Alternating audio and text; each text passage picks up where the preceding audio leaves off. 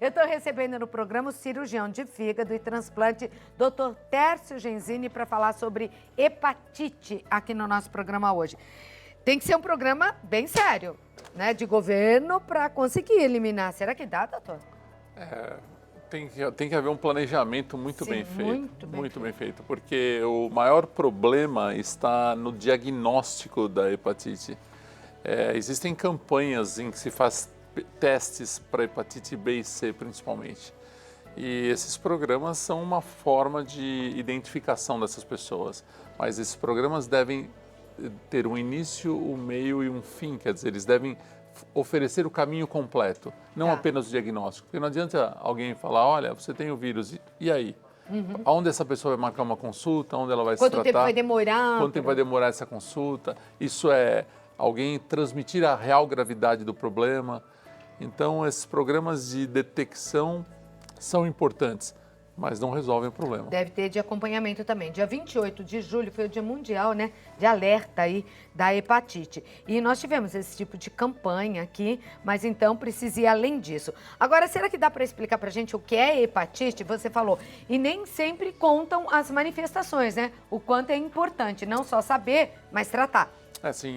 É importante, Claudete, a hepatite B e C, que são as mais importantes, porque a hepatite A é uma hepatite que ela tem muita contaminação e pouco desenvolvimento de doença. A gente tem que diferenciar contaminação de doença. Contaminação é quando você entra em contato com o vírus. Na hepatite A, 99% das vezes, o próprio corpo elimina. A pessoa come um alimento contaminado ou toma uma água contaminada, o corpo elimina e não causa problemas. Tá. Então, e tem todos esses tipos, A, B, C, D e E? Isso, todas elas são hepatites virais. As hepatites virais que recebem essas letras como nome. Então, a hepatite A é transmissão oral, a hepatite B, C e D são de transmissão parenteral, quer dizer, contato com o sangue ou secreções contaminadas. E a hepatite E é semelhante à hepatite A, contaminação oral. As que ficam no corpo e levam a problemas sérios são a B, a C e a D. A D só acontece na pessoa que tem a B também. A D nunca vem sozinha. Então, todo paciente que tem a D tem também a B. A C é a mais prevalente, como você bem citou, e é a que mais fica no corpo. 90% das vezes ela continua após a contaminação. Vem sozinha. Então, ela é a mais letal das hepatites virais. Vamos ao próximo, então. Aí, os tipos de hepatites que você pode ter. E ela pode ficar no corpo quanto tempo sem que a pessoa saiba? Ela pode ficar muitos anos, 20, 30 anos, e até que comprometa 80% a função do fígado. Porque como o fígado é um órgão com grande reserva funcional, quando você tem pouco fígado comprometido, ele ainda supre as necessidades do corpo. Então, os sintomas não se manifestam. Certo.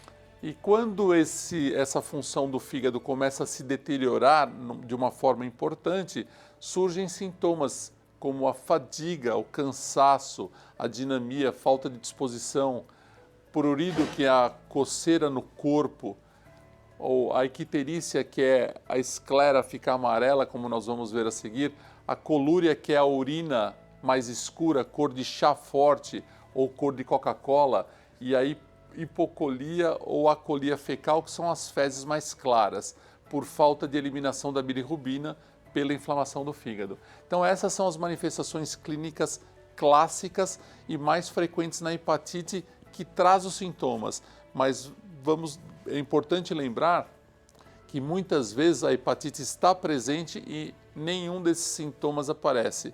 E esse é o melhor momento de se tratar a hepatite, inclusive. Por isso que é importante saber se tem ou não, É importante saber se tem ou não. É importante que todas as pessoas acima de 40 anos façam testes para hepatite, ou todas as pessoas mais jovens que tenham alguma exposição de risco também façam esses testes. Quais são as exposições de risco? Uma relação sexual sem proteção, com uma pessoa desconhecida, um uso de drogas, compartilhamento de agulhas ou de objetos inalatórios na questão das drogas, uma tatuagem num local que não é um local desconhecido, que não faz um tratamento adequado dos utensílios utilizados. salões de beleza que não tem estufas, que não tem autoclaves para esterilização adequada. Então, todas essas situações expõem a risco de transmissão. Então, as pessoas que frequentam esses locais devem também fazer os testes. E mesmo antes dos 40? Mesmo antes dos 40. E o teste é uma picadinha no dedo, é uma gotinha que Mas vai... tem que pedir assim para um médico passar isso? É tipo um exame? Onde que se faz teste? Estão disponíveis nas campanhas e nos postos de saúde. Tá. Então aqui no próximo, aqui tem um vídeo que mostra um exemplo daquele sintoma na icterícia, que a gente vê a parte branca do olho, que é a esclera, está amarela. Então facilmente a gente pede para o paciente olhar para cima e a gente vê na parte inferior claramente que esse é um sintoma de uma hepatite. É um sinal de uma hepatite, na verdade. Não é um sintoma, porque ele não sente nada, mas é um sinal. É um sinal de hepatite e não se sabe qual. Só o exame que vai determinar. Todas as hepatites produzem os mesmos sintomas. Então, apenas a presença dos sinais ou sintomas não identificam o tipo de hepatite. Tá. O que identifica é a história clínica, onde você tenta identificar onde foi a contaminação, e o exame a ponta de dedo ou o exame de sangue. Tá, vamos ao próximo. Cirrose. Todo mundo acha que a cirrose, o motivo é a bebida, e nem sempre. Nem sempre. As hepatites causam mais cirrose, as hepatites virais, mais cirrose do que a bebida no nosso país. Você citou... E como fica diferente o fígado, hein, doutor? Ele fica bem diferente. Aqui, do lado esquerdo, está um fígado normal, com a superfície lisa, sua coloração habitual. E aqui o fígado cirrótico, já bem deformado, com a sua cor alterada, formação de pequenos nódulos que a gente consegue ver, os nódulos em todo o fígado. E as hepatites que levam a essa situação são as hepatites B e C. As hepatites B, 5 a 10% dos pacientes que contraem correm esse risco, e a hepatite C, 80 a 90% dos pacientes que contraem correm esse risco se não realizarem o tratamento. A boa notícia é que todas elas têm tratamento hoje. E a hepatite C, que é a mais letal, 95% das vezes a pessoa consegue sucesso, o paciente consegue sucesso no seu tratamento. Agora, quando o fígado, pode vir, quando o fígado chega naquela situação, bota a imagem do fígado aí de novo pra gente, já tem que partir para o transplante? Então, quando o paciente tem cirrose, a presença da cirrose em si não indica o transplante. Deve-se avaliar a função do fígado. É possível ter cirrose e se viver muitos anos com cirrose. Mas mesmo com ele assim danificado? Mesmo com ele assim danificado. Mas é importante tratar o que está agredindo o fígado. Então, se ele tem cirrose, ele tem que parar de beber completamente, ele tem que tratar a hepatite, ele não pode engordar para não piorar com gordura nesse fígado, ele tem que tomar uma série de medidas que preservem a função que ainda resta desse fígado. Agora, se esse fígado piorar a sua função, tem que ir para o transplante.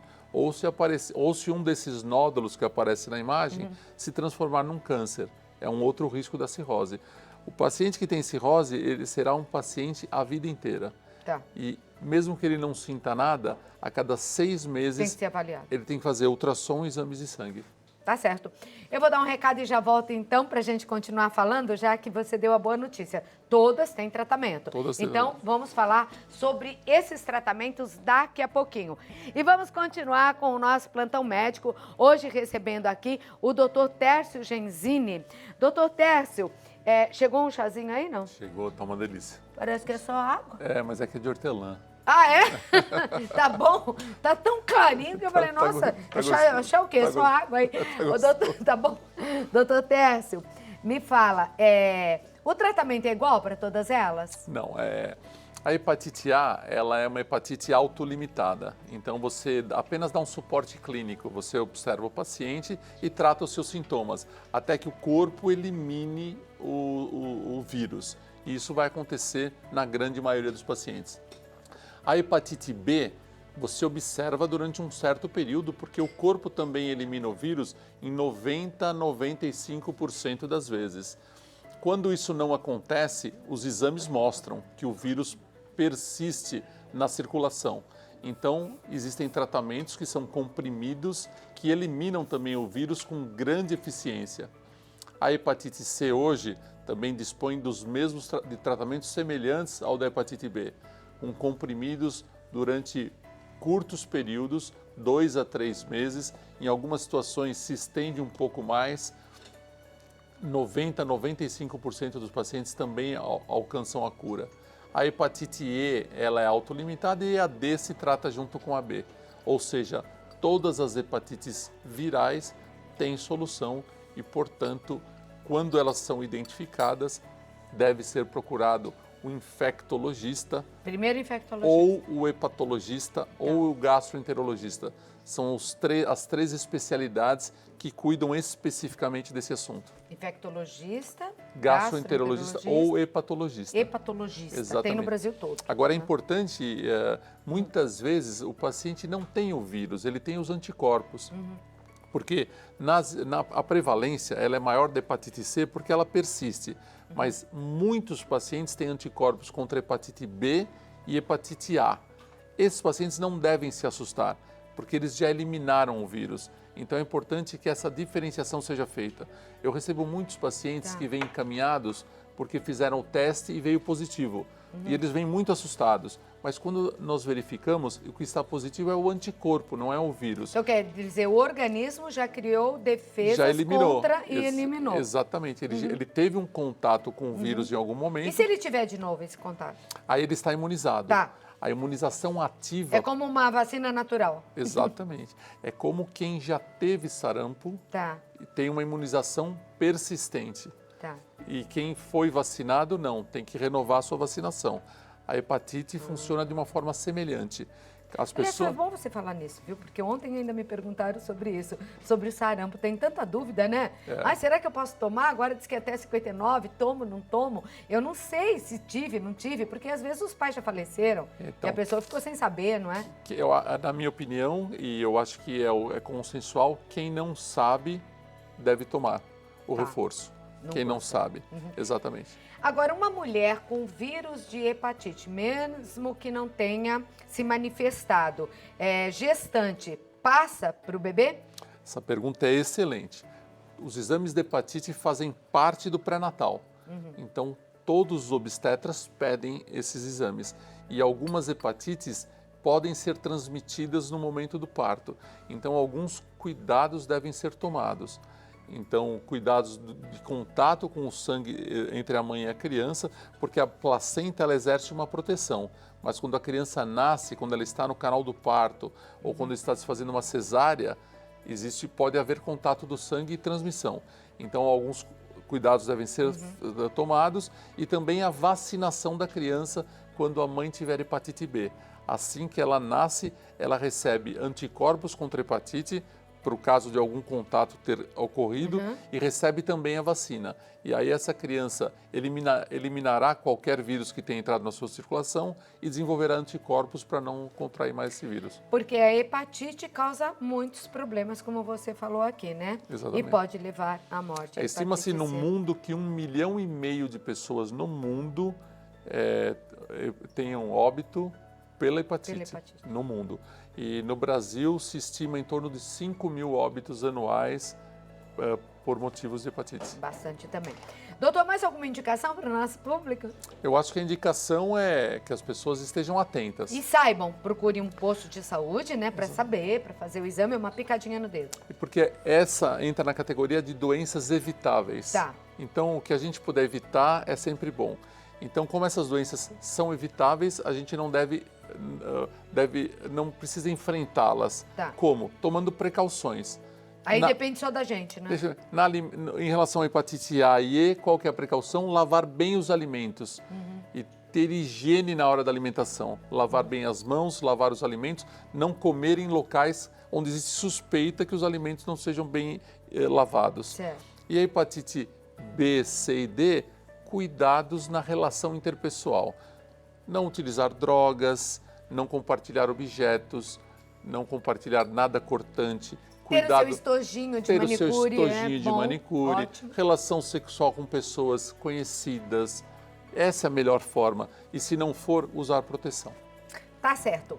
Um beijo, obrigada, Muito uma obrigado boa pelo tarde, doutor. Então, olha, você pode entrar em contato no 11 3798 9133. 11 3798 9133. Obrigada, doutor Tércio. Agradeço o convite novamente. Um bom fim de tarde, uma boa volta, né, a Obrigado. São Paulo.